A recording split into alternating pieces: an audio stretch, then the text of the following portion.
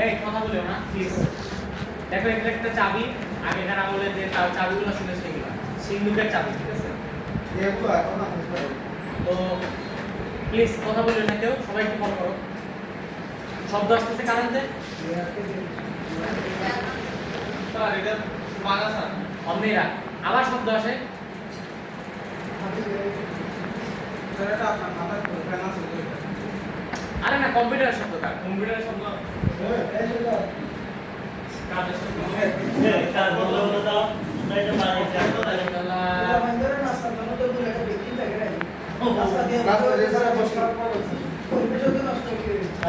রাস্তায় করতে হবে নিচের থেকে।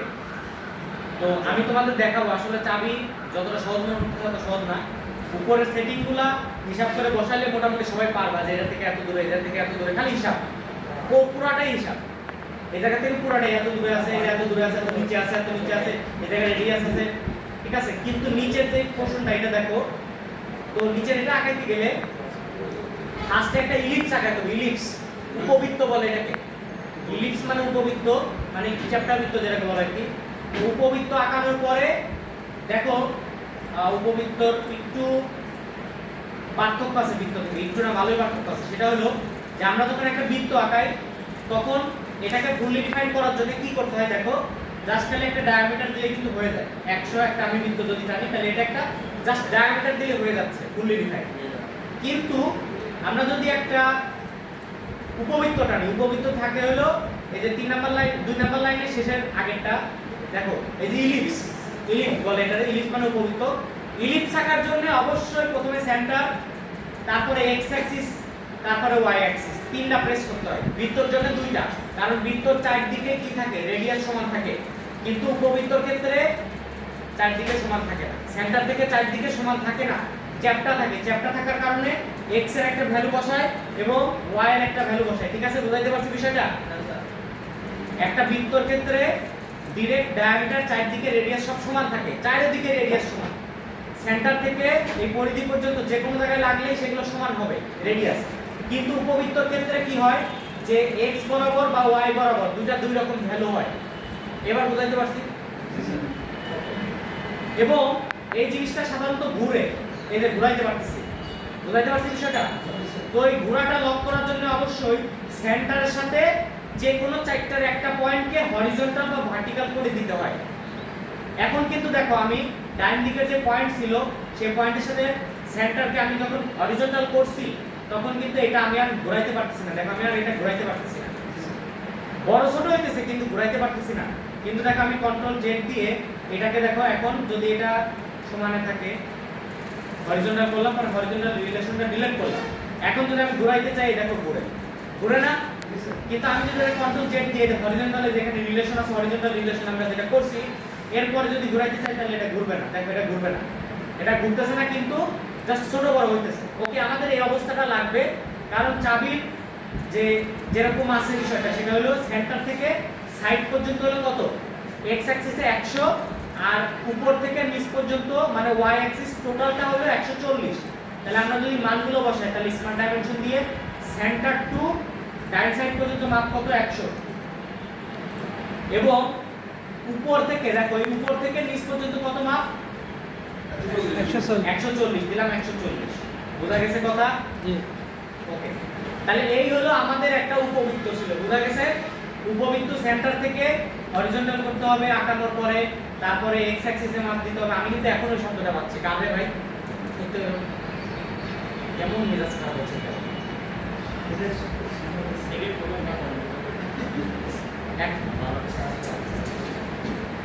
বিরক্তিকর, চরম বিরক্তিকর। কার শব্দ হচ্ছে এরকম? এই যে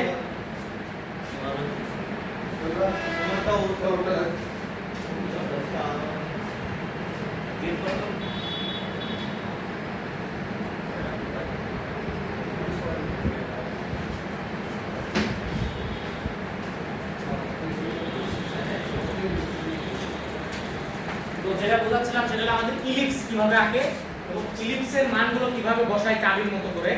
তো এখানে আমি 100 মাপ বসাইছি এবং 140 মাপ। আচ্ছা, এই 140 মাপকে আমরা অন্যরকম বসাইতে পারতাম? এই স্যার অর্ধেক করে বসানো অর্ধেক করলে বসানো যাবে। সেটা কত বলো তো? আমরা যদি সেন্টার থেকে নিচ পর্যন্ত মাপ নিই সেটা কত হবে 70 হবে প্লাস সেম জিনিসটা যদি আমি 100 কে যদি অন্যরকম বসাইতে চাই তাহলে কি হবে এক সাইড থেকে আরেক সাইডে মাপ টোটাল কত হবে 200 মিলি এই জিনিসটা কি বুঝতে পারছো Yes, sir. যেই জিনিস 200 মিলি সেটাই 100 মিলি হাফ যেই জিনিস 70 মিলি সেটাই ডাবল করলে 140 কিন্তু উপবৃত্তের চারটা পাশ কিন্তু বুঝতে হবে যে চারটা পাশে চারটা পয়েন্ট থাকে ইভেন বৃত্তেরও চারটা পয়েন্ট থাকে না স্ট্যান্ডার্ড ডাইমেনশনে আসলে কিন্তু পাওয়া যায় বা লাইনের যখন পয়েন্ট বসাইতে যাই তখন কিন্তু পাওয়া যায় ওকে তো আমাদের ইলিপসটা যখন ফুললি ডিফাইন হবে আমি কিন্তু প্রত্যেকটা কাজ দেখবা ফুললি ডিফাইন করতে যাই ঠিক আছে ওকে তারপরে একটা বৃত্ত আছে তো সবাই একটু খেয়াল করো তোমরা এই জায়গা আমি তো বলতেছি না এই বৃত্তটা কিন্তু ইলিপসের সেন্টারে নাই বুঝতে পারছো কথা Yes, sir. এই বৃত্তটা আমি যে একটা বৃত্ত টানবো এই বৃত্তটা ইলিপসের সেন্টারে নাই একটু নিচে আছে Yes, sir. এই জিনিসটা আমি বললাম কিন্তু তারপরে একজন না একজন কি করবে ডাইরেক্ট ইলিপসের সেন্টারের মধ্যে বসে Yes. কেন ভাই আমি বলতেছি না বুঝতে পারছো বৃত্তের ইলিপসের যে সেন্টার ওই সেন্টার থেকে বৃত্তের সেন্টার আলাদা হবে বাংলায় দুইটা সেন্টার দুই জায়গায় কিন্তু এইটার সাপেক্ষে যে মূল সেন্টার বা ইলিপসের সেন্টার এটার সাথে এটা ভার্টিক্যাল হবে ভার্টিক্যাল খাড়া হবে এই যে দিলাম খাড়া দিলাম কিন্তু ডাইরেক্টলি পয়েন্টে বসাই দিছি না পয়েন্টে বসাই নাই নিচে আছে এখনো কতটুকু নিচে আছে এই মাপটাও পর্যন্ত দেওয়া আছে দেখো 45 সেন্টার থেকে নিচ পর্যন্ত তো তুমি যখন মেইন সেন্টারে বসাবা জীবনে পাবা নিচে থেকে সেন্টার থেকে নিচ পর্যন্ত জীবনে 45 মাপ পাবা না কারণ এই যে 70 এর অর্ধেক পাবা মানে কি 70 এর অর্ধেক কত সরি 140 এর অর্ধেক কত 70 পাবা এই 70 মাপ পাবা তুমি তো মানে কোনো চিন্তা না করে বসাই দিছো এটা সেন্টারে ডাইরেক্ট বসাই দিছো হবে তো তোমরা তখন দেখবা যে কত মাপ আসে ডাইরেক্ট কত 70 মাপ চলে আসবে স্ট্যান্ডার্ড ডাইমেনশন এই মূল সেন্টার থেকে কত 70 মাপ তো এটা কি 70 70 তো না এটা হলো নিচে থাকবে একটু এবং নিচের থেকে এটার মাপ কত সেন্টার পর্যন্ত 45 সেই 45 মাপটা বুঝা গেছে আন্ডার ডিফাইন থাকার কারণ হলো এই যে ডায়ামিটারটা এটা কত ডায়ামিটার এই যে এটা ডায়ামিটার 70 তাহলে আমরা এটা দিয়ে দিলে 70 ডায়ামিটার ঠিক আছে তো আমার কিন্তু ফুললি ডিফাইন্ড হয়ে গেল কাজ আচ্ছা এখন উপরের কাজটা হ্যাঁ বিষয়টা হলো যে ডায়ামিটারটা অবশ্যই সেন্টার থেকে একটু নিচে আছে কত নিচে আছে 45 পরিমাণ একদম নিচের থেকে সেন্টার পর্যন্ত ওকে একটা গেল দ্বিতীয় বিষয়টা হলো যে এই বৃত্তটা মূল সেন্টারের সাথে ভার্টিক্যাল খাড়া ওকে তারপরে উপর জিনিসটা যদি আমি আঁকাই তাহলে প্রথমে একটা লাইন আঁকাইতে হবে আর সেই লাইনটা হবে একেবারে ইলিপসের যে উপর যে কোয়ার্টার পয়েন্ট আছে কোয়ার্টার মানে চারটার যে উপরের পয়েন্ট আছে সেই পয়েন্টের সাথে ভার্টিক্যাল এই যে ভার্টিক্যাল একটা লাইন আছে কাটছি এবং এই লাইনের মাপ হলো স্মার্ট ডাইমেনশন দিয়ে দিবা হলো 300 দেখো তো মাপ কত 300 এই আমি দিলাম 300 মাপ এই দেখো 300 এই যে 300 এবং অফসেট টানতে হবে কারণ আমরা তো এখানে আলাদা লাইন টানার কোনো সুযোগ নেই আমরা তো অফসেট টানিয়ে কিন্তু ডান সাইড এবং বাম সাইডে লাইনগুলো আঁকতে পারি তাই না তো এর উপর ভিত্তি করে দেখো দুই সাইডের মাপগুলো কত এই জিনিসটা একটু বুঝতে হবে মানে মেইন যে মেইন লাইনটা হলো এটা এই যে এটা বাম দিকে যে লাইন এটা কালো আছে এটা কালার করা যায় মাঝখানে এরিয়া বদ্ধ করে কালার করা যায় কিন্তু তার আগে বিষয়টা বুঝতে হবে এখানে চারটা লাইন আছে এবং এই চারটা লাইনের মাপ সুন্দর করে দেওয়া আছে দেখো তাহলে মেইন লাইন কোনটা বলো তো মেইন লাইন হলো এটা এটা এই লাইনের সাপেক্ষে ডান দিকে হলো 20 মিলি এই দেখো 20 মিলি এর টোটাল হলো 40 মিলি সরি এখানে 20 মিলিটা বের করতে হবে টেকনিক্যালি কিভাবে দেখো যে এই লাইনের সাপেক্ষে টোটাল হলো 40 মিলি বাম দিকে এবং ডান দিকে টোটাল এবং এই টোটালের সাপেক্ষে দেখো এখান থেকে বাম দিকে 10 মিলি আবার বাম দিকে 10 মিলি তার মানে টোটালটা 20 মিলি কথা কি বুঝতে পারছো এটা তো বাইরে না বুঝালে বুঝবি না এটা হলো মেইন লাইন এই লাইনের সাপেক্ষে বাম দিকে 10 মিলি এই যে 10 মিলি মাপটা আবার বাম দিকে যে লাইনটা তৈরি হয়েছে তার সাপেক্ষে আবার বাম দিকে 10 মিলি এই যে সেই লাইনটা দেখছো বুঝা গেছে তাহলে বাম দিকে টোটাল 20 মিলি বাসো এমনি ফুল কত 40 মিলি তাহলে সামনের টুকু কত 20 মিলি বুঝা গেছে আরে বাপ, এইটুকু 10 মিলি, এইটুকু 10 মিলি, তাহলে এটা কত? কারণ টোটাল 40 মিলি। 40 মিলি থেকে 20 মিলি বাদ দিলে 30 মিলি থাকে। ঠিক আছে?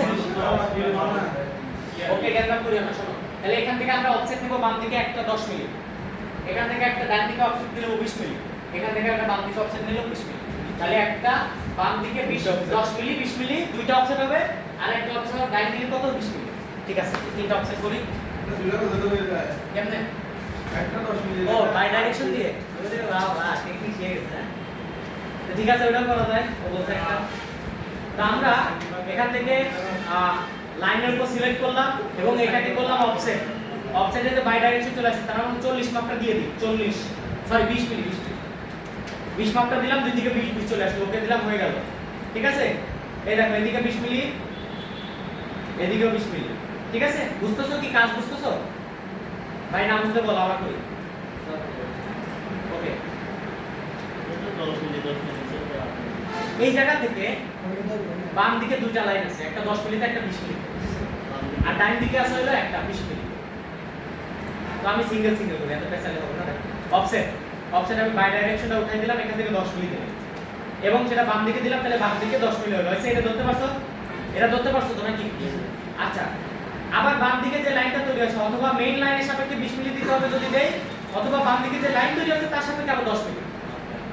জোরে বললাম না দ্রুত বললাম? কোনটা? আচ্ছা, বাম দিকে যে লাইন তৈরি হয়েছে তার সাপেক্ষে আবার 10 মিলি, তার অফসেট দিয়ে আমি আবার বাম দিকে 10 মিলি দিলাম, কারণ বাম দিকে 10 মিলি অলরেডি সেট করা আছে। এখন মেইন লাইনের সাপেক্ষে যেটা ডান দিকে ছিল, ওটা কত মিলি ছিল? 20 মিলি। তাহলে এখান থেকে আমরা দিলাম হলো অফসেট এবং এখানে 20 মিলি লিখে দিই। 20 মিলি দিলাম, 20 মিলি, এবং ডান দিকে প্রেস করলে কি হবে? ডান দিকে 20 মিলি চলে আসবে। এই যে আমাদের সেই বাম দিকে দুইটা 10 মিলি লাইন এবং ডান দিকে একটা 20 মিলি লাইন। বোঝা গেছে? বুঝতে পারছো সবাই? ওকে,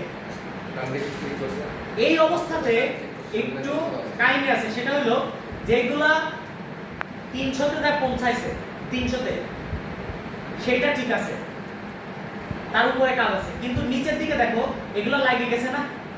দেখছো না, সবগুলো লাগিয়ে গেছে। কিন্তু আমি যখন এই স্পেসে 300 দিয়ে অফসেট করছি, তখন কিন্তু নিচে লাগে নাই। কেন লাগে নাই বলো তো? শুনি। কারণ হলো এই মেইনটা হলো 300 মিলি পরিমাণ, আর এই জিনিসটা হলো গোল, তাহলে প্রত্যেকটা 300 মিলি হয়েছে। তাহলে কি মাঝখানে ফাঁকা থাকবে না? কার্ভের মধ্যে তো ধরতে পারবে না, ধরবে শুধুমাত্র একটা, যেটা 300 মিলি প্রথম যেটা ছিল বা মেইনটা। কিন্তু তারপরে তো দুই দিকে কার্ভের তৈরি হয়েছে, এই জন্য তো ফাঁকা। তাহলে এই ফাঁকাটা পূরণ করবো কিভাবে? সেটা হলো, দেখো ট্রিমের নিচে একটা কমান্ড আছে এক্সটেন্ড। ট্রিম যে কাজ করে, কি কাজ করে? কাটাকাটি। এক্সটেন্ড হলো তার বিপরীতটা, সেটা হলো বর্ধিত করা। বর্ধিত করা, বাড়া। এক্সটেন্ডে বাড়বে, সামনে কিছু একটা থাকবে, তার সাপেক্ষে যদি ফাঁকা থাকে, আমি লাইনের উপর প্রেস করে টাচ করে চলে যাবে বা বাইরে যাবে। তো আমি এখান থেকে এক্সটেন্ড কমান্ড ইউজ করলাম এবং জাস্ট খালি লাইনের মাথায় একবার প্রেস করলাম। দেখো এটা ফুল লাইন, এখানে অলরেডি কোইন্সিডেন্ট রিলেশন সহ চলে আসে। কথা কি বুঝতে পারছো? দেখো সেম এই কাজটা করবে, এই যে এটা সাপেক্ষে দিলাম, এখানে আবার এর সাপেক্ষে করব। ঠিক আছে? আচ্ছা, যদি আরেকবার প্রেস করি কি হয় দেখি। দেখো, আরেকবার প্রেস করা মানে কি জানো? ওটা বের করে পরবর্তী পর্যন্ত যা আছে ওই পর্যন্ত নেওয়া। কাজ কি বুঝতে পারছো না? আরেকবার করব। আচ্ছা, আমরা জিনিসগুলো যেগুলো টানছিলাম সেগুলো হলো 300 মিলি, তাই না? তো কার্ভের মধ্যে ঝামেলা হলে ফাঁকা থাকে, তাহলে এই ফাঁকাটা পূরণ করার জন্য এক্সটার্ন ইউজ করতে হবে। যেহেতু ট্রিগুলো কাটে, এক্সটার্ন হলো বর্ধিত করে। তো আমরা এখান থেকে এক্সটার্ন ইউজ করলাম এবং জাস্ট লাইনের উপর একটা প্রেস করে, অবশ্যই তোমরা যেই দিকে এক্সটার্ন করবা সেই দিকে হলো দিবা, প্রেসটা সেই দিকে করবা। বুঝাইতে পারছি? একটু বলি, দেখো বুঝতে পারছি? বুঝিস না আমার কথা? বুঝতে পারছি? আমি বলছি তোমরা যেদিকে এক্সটেন্ড করতে চাও, যেমন আমি যদি নিচের দিকে এক্সটেন্ড করতে চাই তাহলে অবশ্যই নিচের দিকে এসে প্রেস করতে হবে, যদি উপরের দিকে এক্সটেন্ড করতে চাই তাহলে উপরের দিকে যায় প্রেস করতে হবে। এটা বলছি। এত আর ডিটেইলস যাইতে চাচ্ছি না। ও আরেকটা জিনিস দেখো, তোমাদের আরেকটা জিনিস না শিখালেই না, এটা আমার প্রথম ক্লাসে শেখানোর দরকার ছিল। সেটা হলো সিলেকশন। মাউসের যে সিলেকশনগুলো আছে, কন্ট্রোলে দিলে কি হয়? সব সিলেক্ট হয়। এটা কি বুঝতে পারো?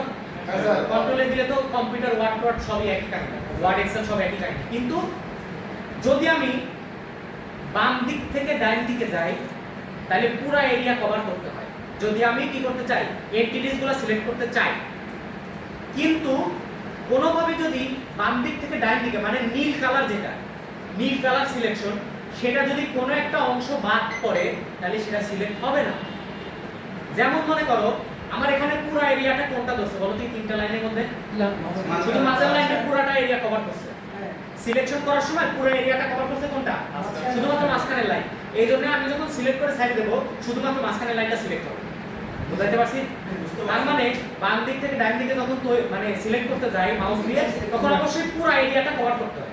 এই যে এখন পুরো এরিয়া কভার করতে তিনটা লাইন সিলেক্ট করছে। কিন্তু কাহিনী হলো যদি ডান দিক থেকে বাম দিকে যায় মানে সবুজ কালার